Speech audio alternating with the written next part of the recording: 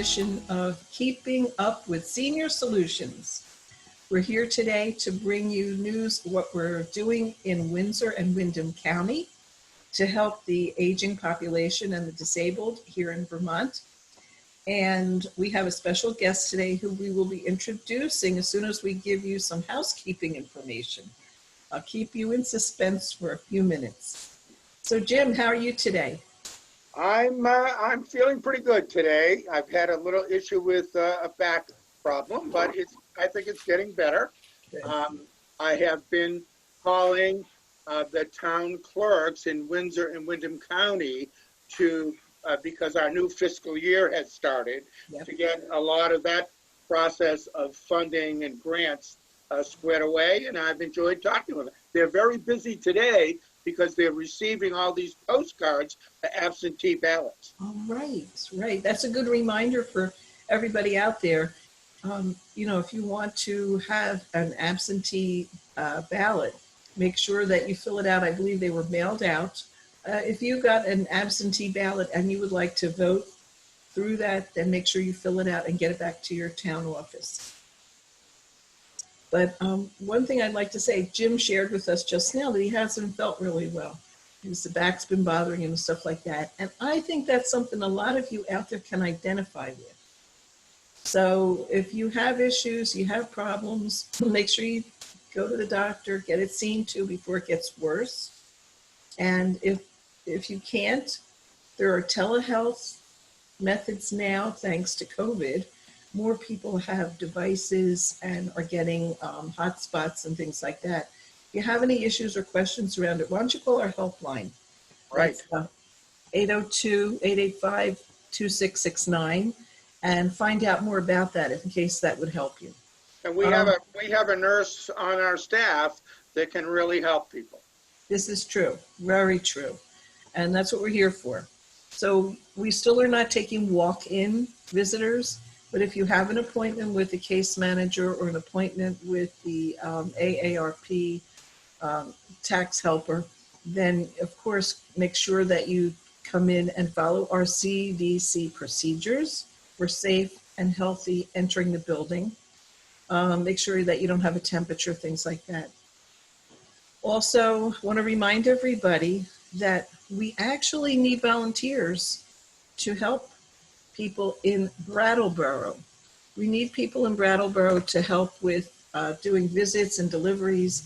We also need Meals on Wheels drivers in Brattleboro.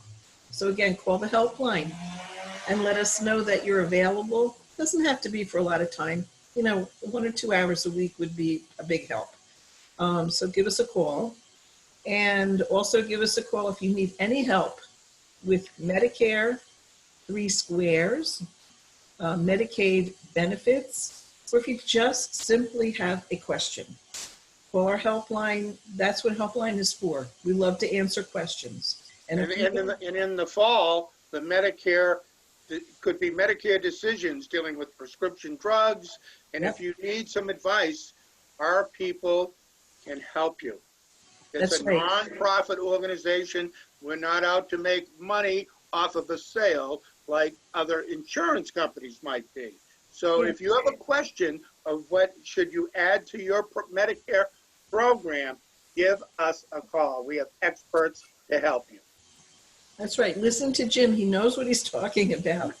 And that's right. We don't sell anything. Our whole goal is to have informed consumers, and we want you to get the right program, the right plan, the right coverage for your pocketbook and for your health needs.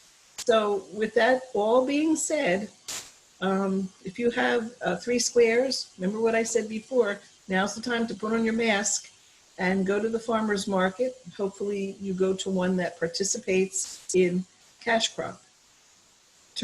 Give them your card, they'll take $10 off your account and give you $20 worth of tokens. So that's a really good value. Now, you're wondering who is this nice lady who's below Jim and I? She's not below us for long. She has so much good information and she's done such a wonderful job in her area.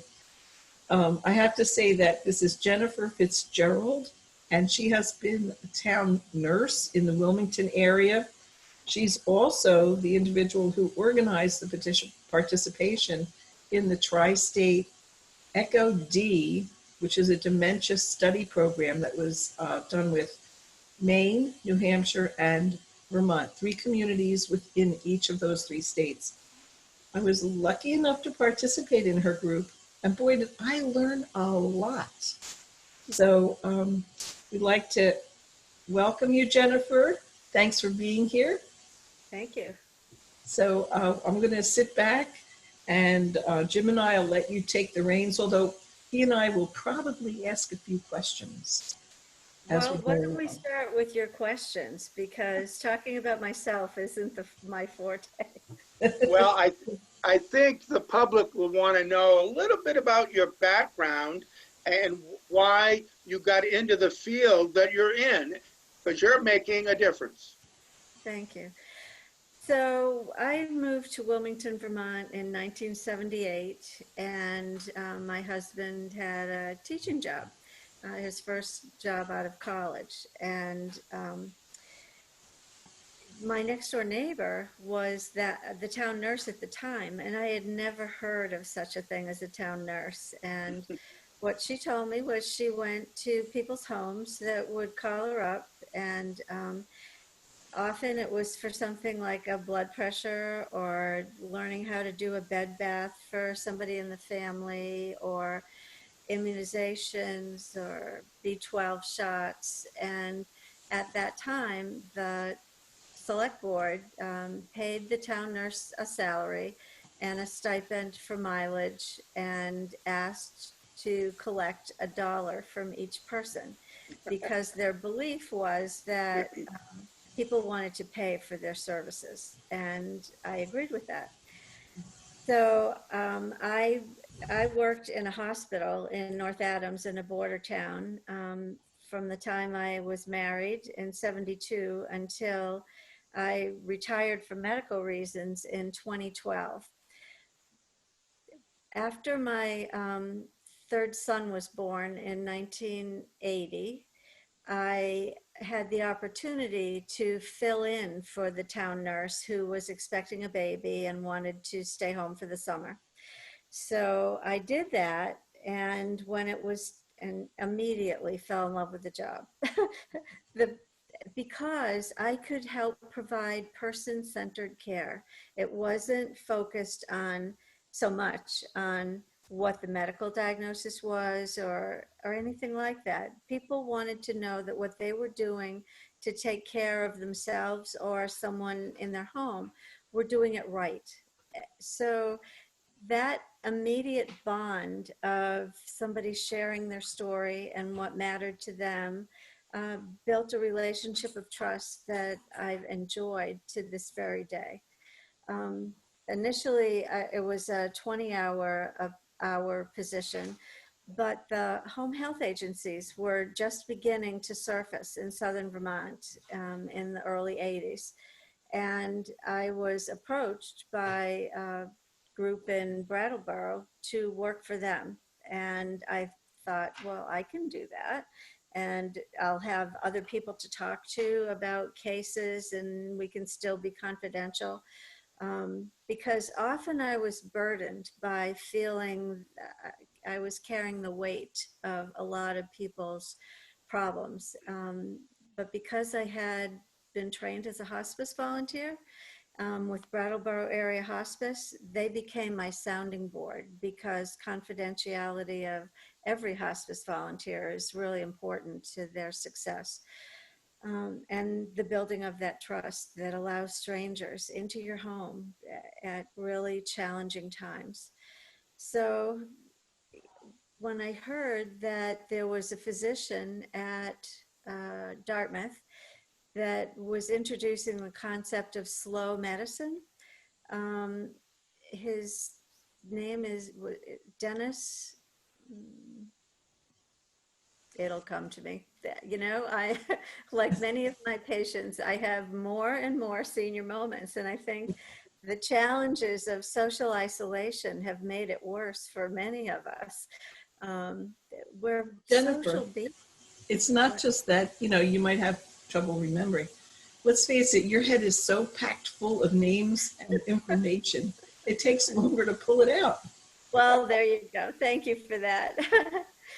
Um, so Dennis, after he'd worked for Kendall and was the physician for their assisted living, independent living, and then ultimately nursing home care if it was needed.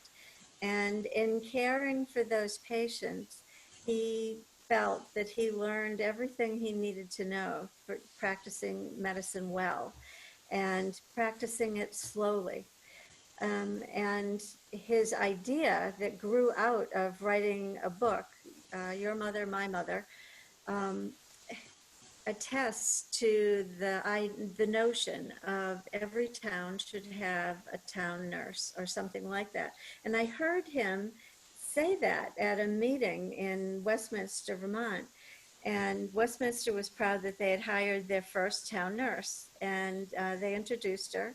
And when the talk was over, I introduced myself, and he was stunned to learn that there were town nurses at one time in every town in the state, which happened when I did some research when I was asked to speak to the State Nurses Association, and learned that in 1952, the Commissioner of Health wrote to every select board because the only visiting nurses the state had were orthopedic nurses that made rounds throughout the state, because most of the problems that happened were injuries, farm-related injuries, often which dealt with broken bones or whatever. And then the polio epidemic hit, and those nurses were tied up caring for so many people that were stricken with polio in Vermont.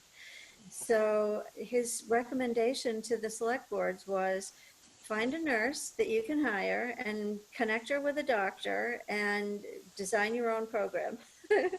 And many, the towns took the challenge. And um, for the longest time, the town nurse in Whitingham and I were the last two in the whole state, because home health agencies had become accepted. I mean, I felt bad for them when they started, because people were spoiled by having, well, they were used to having person-centered care. And the idea initially for home health agencies was helping people recover from hospitalization. So it was either focused on rehab or it was focused on healing from a surgical procedure. But it also was a time when nurses were being recognized for educating the family about proper use of medications and, you know, the importance of exercise. Many of the things that we are, well, our insurance companies are promoting now, because people are healthier when they're up and out and they pay attention to their diet. And all the things that we learned in nursing school and tried to share with our patients are now like mandated by our insurance companies. So Well, you guys it's paved the been an way. honor for me to hold this. Yeah, exactly. Um, as a result of Dennis's work, they started founding programs in Vermont, and there's one in the Upper Valley, um, and one in Thetford, and people can Google those towns and read really moving stories about what they do. And many of them are nurses that are advanced practice nurses, and they hook people up with what they need in their community.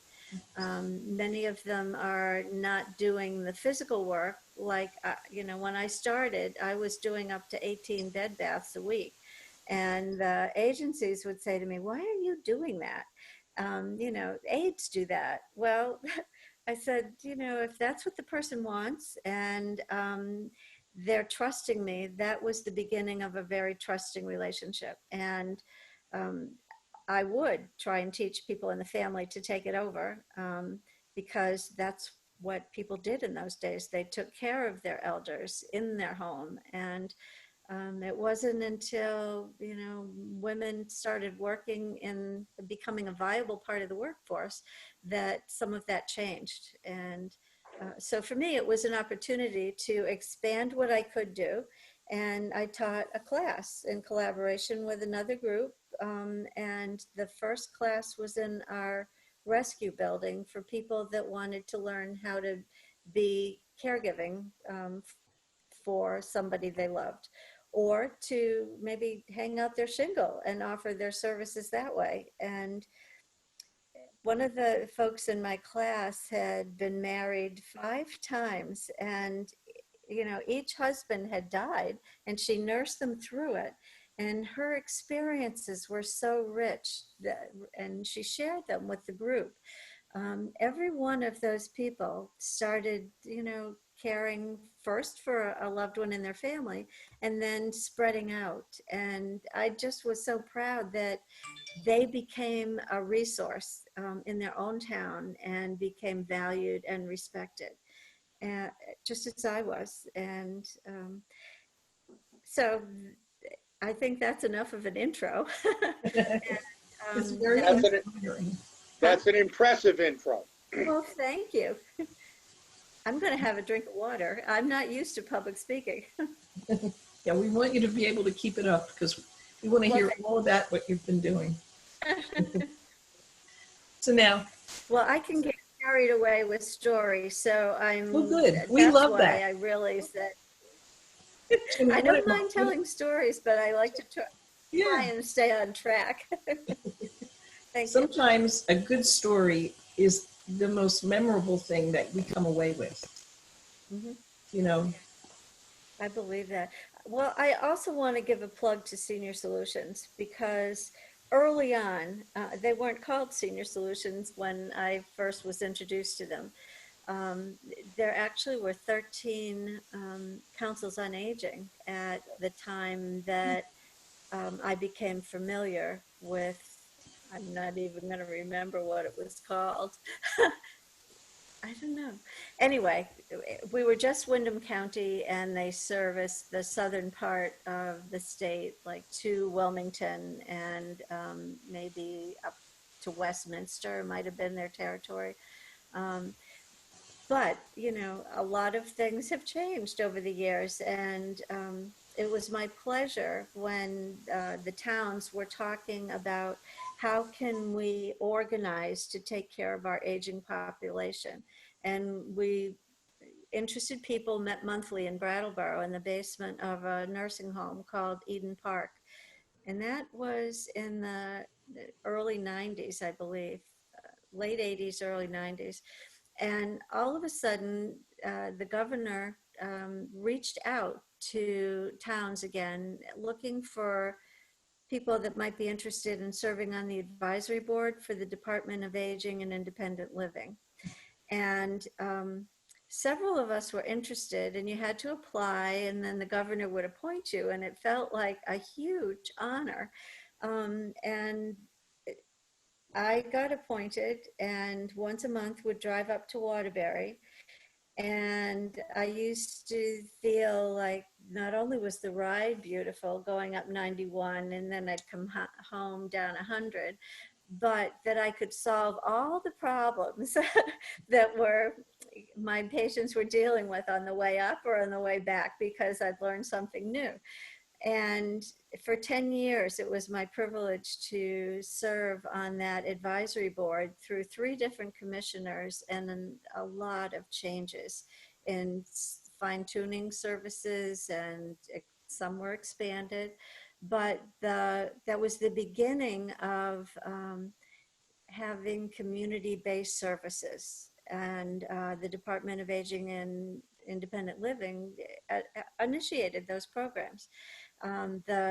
By using the money that was saved by not having people in nursing home beds, that money went to the communities to come up with their own little pilot programs on aging, or help initiatives to help people that were aging. And so Windham County took the challenge on really early, and they they started inviting people that were providing caring services in their towns. And they've continued and expanded, and it's depending on, you know, whatever the town's needs were. So we call them the hill towns. Anything going up the mountain from Brattleboro or down the mountain to Bennington is considered a hill town. And they, I'm very and- familiar with that hill. oh, there you go. It's always a challenge in the wintertime, but we just can't keep people away anymore in the summertime. So we've experienced the four seasons with some of these changes.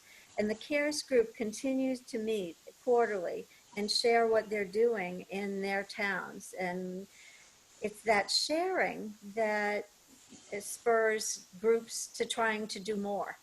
Um, so senior meals were just starting, and because the meal site was going to be in Jacksonville, nobody from Wilmington wanted to go because they went to Jacksonville on a different day, and the people in all over it was a potluck. And it was everybody's best dish, and nobody wanted to miss it. And then you could, you know, everyone visits around food, and that's how the stories get shared.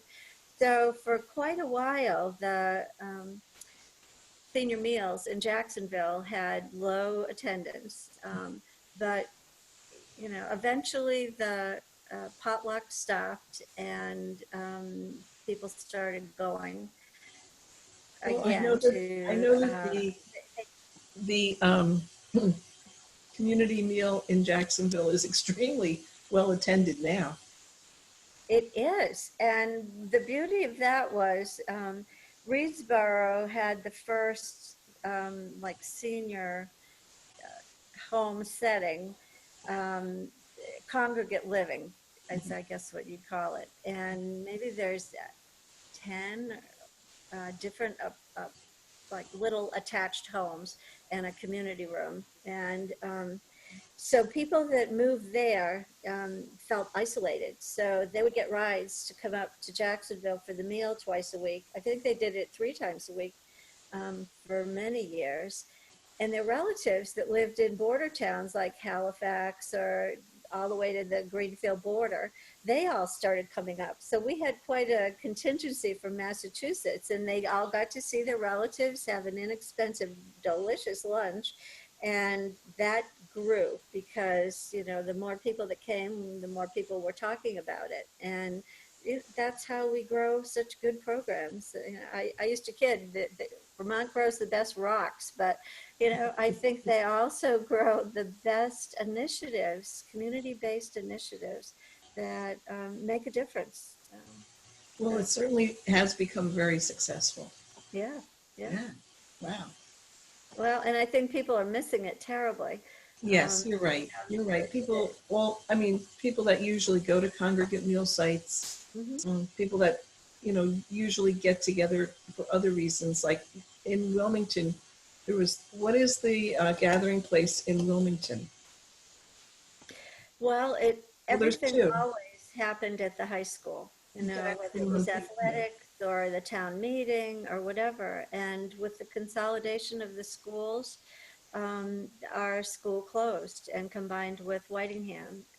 And a group of community volunteers is trying to revive the old school. They call it the Old School Community Center. Yes. And who knew that pickleball would be the biggest rage ever? And none of us had ever heard of pickleball.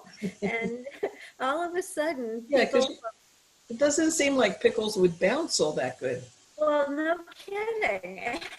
We couldn't understand it because we were seeing people that you know, that used to play tennis all the time, and we thought, well, they're not doing that anymore. How does this work?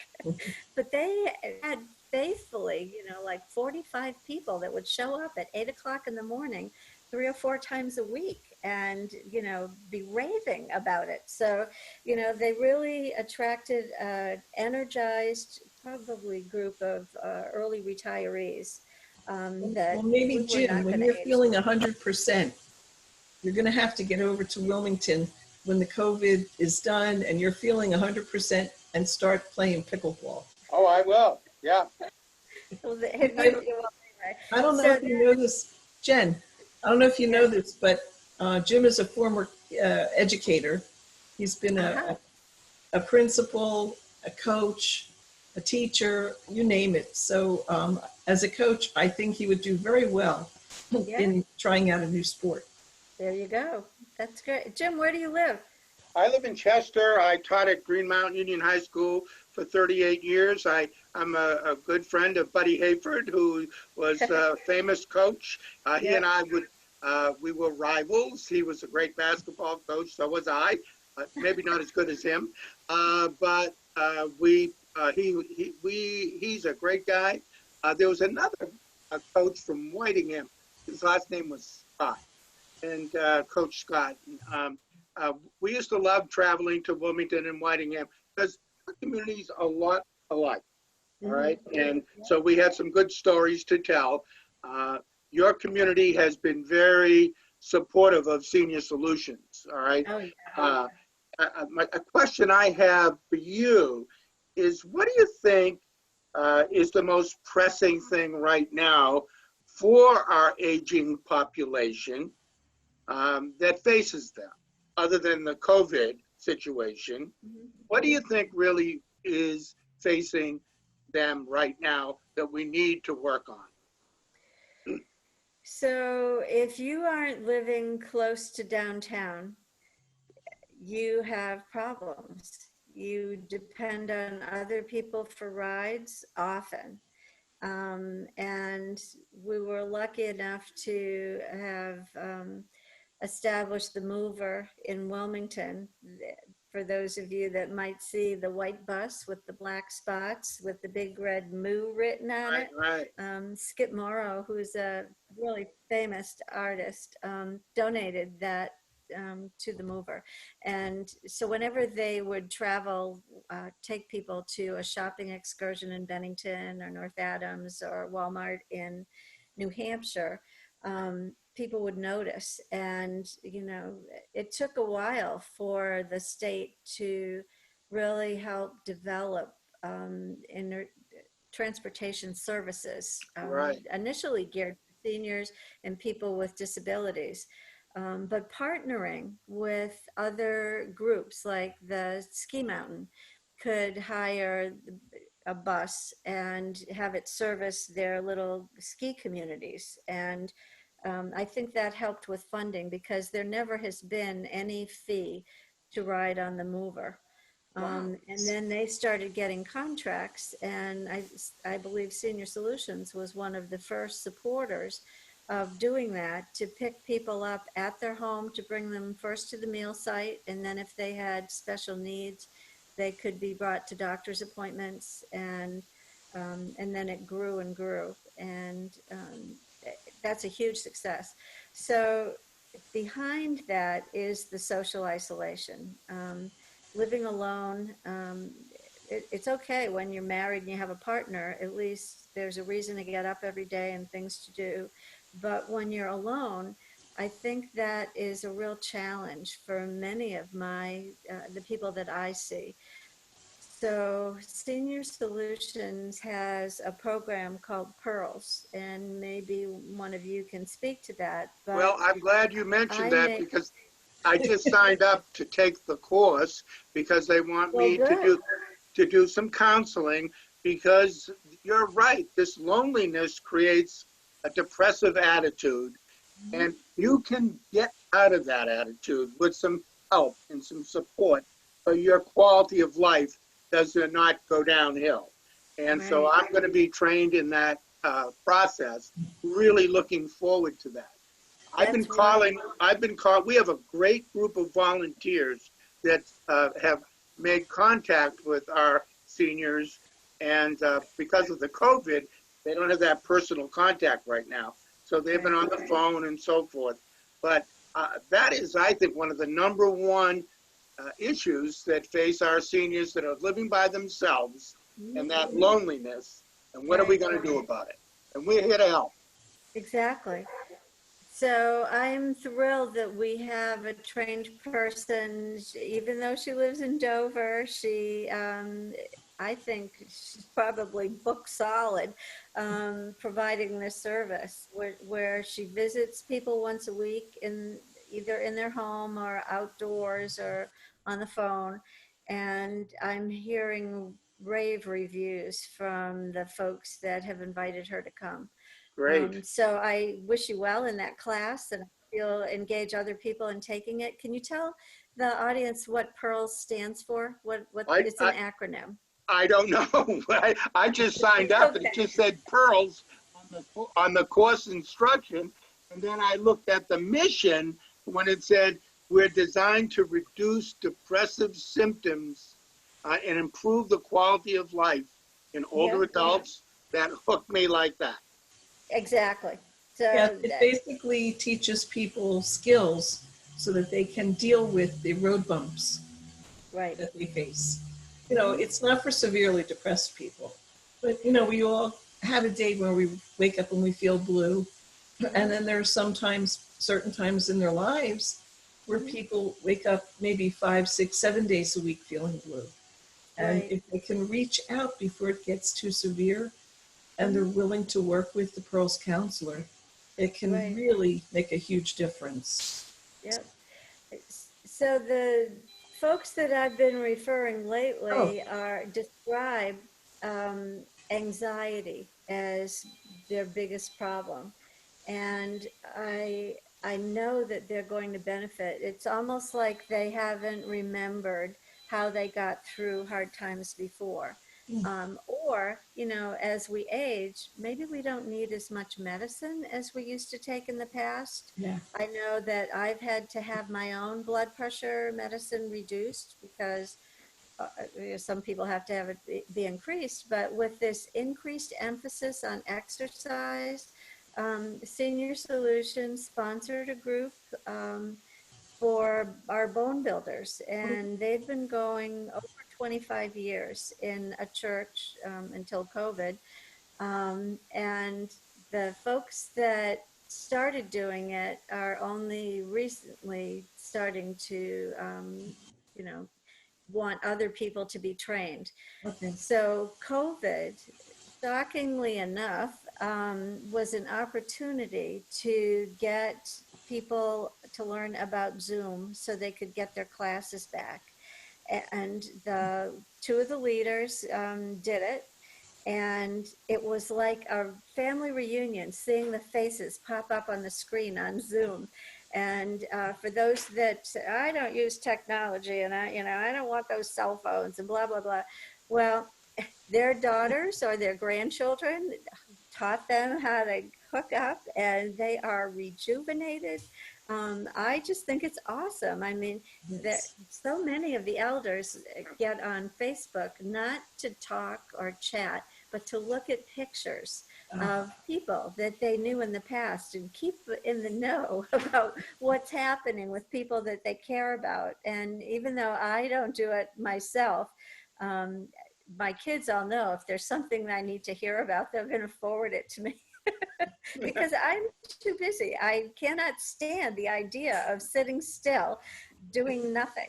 Oh, really? Well, I do love that. rocking on my porch, and I'm fortunate enough to have a farm that I put on the market, and I actually believe that I have a buyer, and I'll be starting a new transition in my life, and It's going to be really good for you. Thank you. I think it will be good for me I want someone to enjoy it as much as I did. I didn't come with any experience about farming, but my patients taught me so much, and I will be forever grateful. My parents had both died, and my husband's, and I wanted my children to have role models of elder people. So I would invite patients over for a dinner or a party or something, And the kids would have to set the table and make the decorations. And, they had wonderful, adoring fans who appreciated it, and they would serve them. And for me, it was a blessing always to introduce my kids to the elders that I'd come to know and love. Well, Jen, I have a And feeling anybody that comes to your house is virtually going to a party. Why do you say that? Because it's just the way she is. Very engaging and kind and giving and interesting. So, anybody that goes to visit Jennifer's in for a treat. Oh, absolutely. Yes. Thank you, guys. You think this was all planned, but as I think about why I have been successful in my job, in large part, it's because of the wisdom of the advisory board for Senior Solutions. So when I got off the board for Dale, I went on the board for Senior Solutions, and they had already changed the name by then because they didn't want to have a name associated with anything old. They all had positive ideas, and these seniors had solutions to that. There you go. But, yeah, I think that's how it originated. And I hope so. And it's true. I mean, I always think that people who are older are the same as they were when they were young. Their hair might be a different color, but they're still interested in the same things, and they have lots of skills and stories, and they're active as much as they can be. Sometimes people are limited physically, but that's okay because they can accommodate those limitations. How many people do we know, even young people that maybe came back from Iraq, places like that? They do race bikes, they're specially designed. They're not sitting at home. Right. People want to get out. People want to see their friends. People want Exactly. to, all I'm saying is people want to have fun. Right. It doesn't Well, matter and how I old think you are. they're setting a model that, they are not giving up just because. And I think elders need to see that. Instead, their world gets smaller and smaller unless they can get out. And Right. Jim, some of the reasons that we do the programs that we do is to keep our aging Vermonters engaged with their communities. Right. Because like you guys have been saying, if people get lonely, they start to get depressed, and that has a real negative impact on their health. It does. Programs like the Vet to Vet program, where a retired vet is kind of all by themselves and so forth, and then we match them up with somebody who just got out of the service. They have a lot in common, a lot to talk about. The VFWs and the American Legions have been very supportive of that program. Yep, they're terrific, and all of our volunteers have been so generous. There's they don't know how to say no, and in that case, it's a good thing. It is a good thing. For us, it's a very good thing. Yeah, they're wonderful. so Hey, I just had a thought for you guys, that some of the people that you may want to consider interviewing for this program are the successful seniors that have been recognized for their success, to receive a successful aging award. And when I went last year, I've gone most years, because I realized that some towns always nominated somebody. And I don't know where people had the idea that only one person should get it. And a former director insisted that everybody whose name has been submitted, the criteria is you have to be over 80, and the things that you are still doing to remain active. And it's amazing to me to hear the stories of people over 80 and all they're doing. And one that touched me the most was a man from Dover, East Dover, Vermont, and he'd been the fire chief forever. And when new people moved in town, he went to introduce himself and tell them all about the fire department and try and interest them in volunteering. But he then became a recognizable face that really helped people learn the history of the place that they'd moved to and makes that connection of the young and the old. And to me, anything that does that is bound to be successful. That's right. But That's right. telling those stories is really amazing to me at the award ceremony every year. And then getting it in the local papers so that they're recognized, because so many people don't know their neighbors anymore, you know? Yeah, You're right. life moves a little faster than it used to. But Uh, I do but want to ask now, one more we're question. seeing everybody want to leave the city. And I think that's why I'm so lucky to be getting, being able to move on to a new stage in my life, because other people realize, as much as we love the city, if we have to be confined, we want to be able to look out and know that we're in a beautiful, quiet place where we hear the birds and all the Vermont values are still there. And And we they're being, still have, guys, we still have so many really wonderful people here in Vermont, oh yeah, and new ones all the time. yep, yep.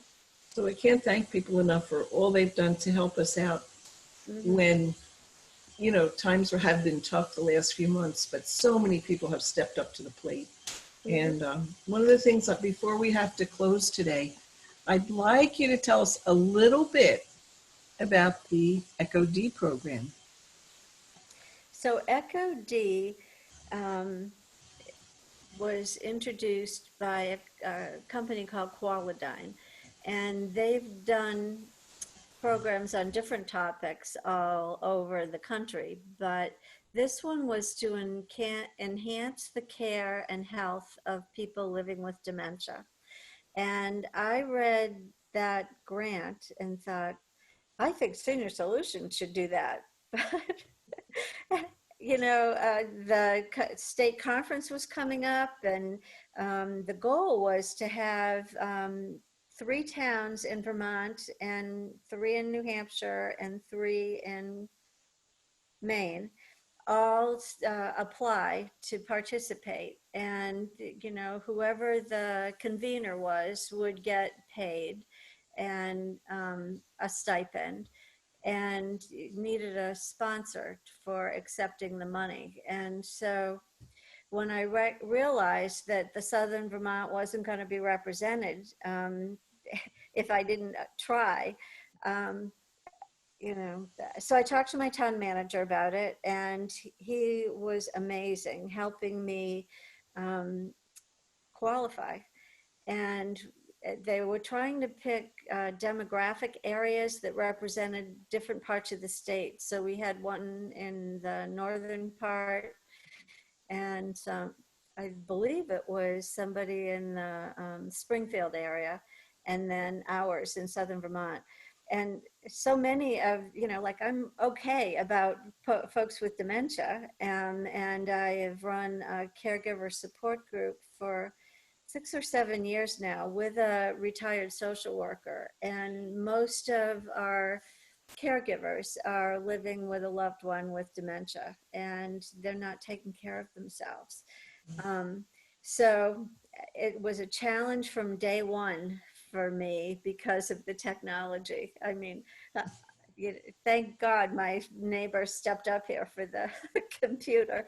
And Zoom, so our rescue building was brand new, and they had a big whiteboard where my computer screen could flash up onto this big board. So but the sound was either too loud or too soft when we first started. And then all we needed was to have an alarm go off during one of the meetings, and that would have blasted everybody out. So we found a smaller, cozier place to meet until COVID. And then now we're all on Zoom. So that was my orientation to Zoom. And Joanne was way more tech savvy than I was, and I was thrilled that she would participate. My goal was to get the people that first, representatives from the town that first noticed people's forgetfulness. So I wanted a representative from the banks or the insurance companies, the liquor store, or a supermarket.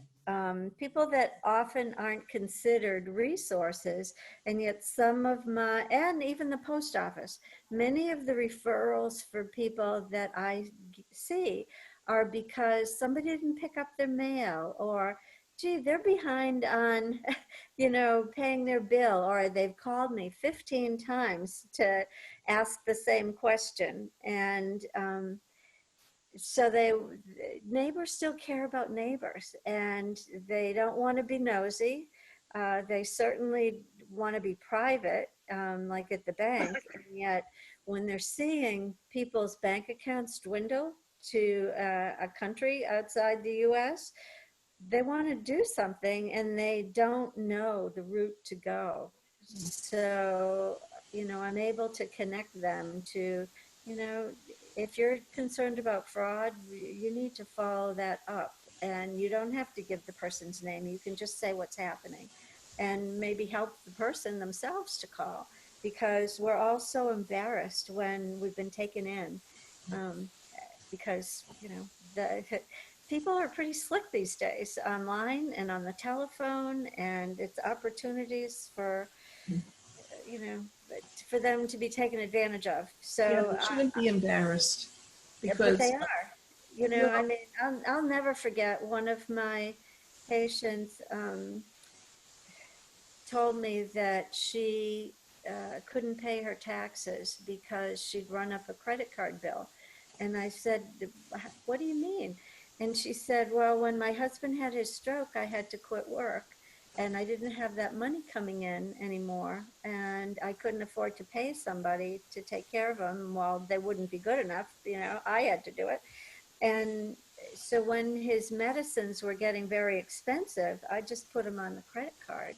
And then, I'm getting interest, and it's got compounding. And I thought, my goodness, this could happen to anybody. Would you oh talk wait, to? somebody like that should talk to Jim, and he can talk to them about how to boost their budget. Oh, That's there you right. go. So she agreed to be interviewed by Richard Davis, who used to write weekly articles for the Brattleboro Reformer, and he was a nurse, and I thought he could be sensitive about bringing attention to it. Mhm. And he passed it off to somebody that he thought was more tuned into um, economics or something. I don't know what it was. And that person didn't understand the necessity for confidentiality, and put the woman's name in the paper, and had agreed to having her picture taken. But that was shocking for her kids to read. She wasn't going to be able to pay her taxes, and she had never shared it. And the kindness of neighbors to help her out of that was shocking to her.